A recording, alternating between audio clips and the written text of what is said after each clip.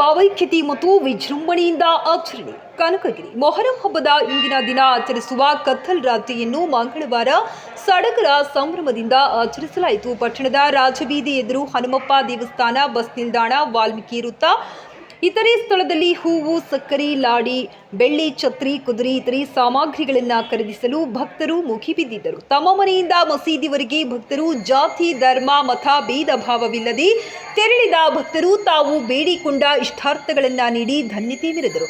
ಮತ್ತು ಭಕ್ತರು 1 ಕೆಜಿ 11 ತೊಲೆ ಬೆಳ್ಳಿ ಆಭರಣ ಕೊಟ್ಟು ಹರಿಕೆ ತೀರಿಸಿದರು. ಸಂಜೆ ಮರದ ತುಂಡುಗಳನ್ನು ಮೆರವಣಿಗೆ ಮೂಲಕ ತೆಗೆದುಕೊಂಡು ಹೋಗಿ ಅಲಾಯಿ ಕುಣಿಗಳಿಗೆ ಹಾಕಿದರು. ಮೆರವಣಿಗೆಯ ಸಮಯದಲ್ಲಿ ಹಲಿಗೆ ಮೇಳ, ಬಾಣ ಬಿರುಸುಗಳ ಪ್ರದರ್ಶನ, ಯುವಕರ ಕುಣಿತ ನಡೆಯಿತು. ಅದರಲ್ಲಿ ಬಾಳ ಮಕ್ಕಳು ವಿಶೇಷವಾಗಿ ಸಣ್ಣ ಸವಾರಿ ಮಾಡಿ ಕುಣಿಯುತ್ತಾ ಎಲ್ಲರ ಕಣ್ಣು ಸೆಳೆದರು. ಅದರಲ್ಲಿ ವಿಶೇಷ, ಎಲ್ಲರೂ ಮಕ್ಕಳ ಹಬ್ಬದಲ್ಲಿ ಉತ್ಸಾಹ ಉಲ್ಲಾಸ ತುಂಬಿ ಕುಣಿಯುತ್ತಾ ಮೊಹರಂ ಹಬ್ಬವನ್ನ ಬಹು ಉತ್ಸಾಹದಿಂದ ಆಚರಿಸಲಾಯಿತು. ವರದಿಗಾರ ಗೌತಮ್ ಯಾದವ್.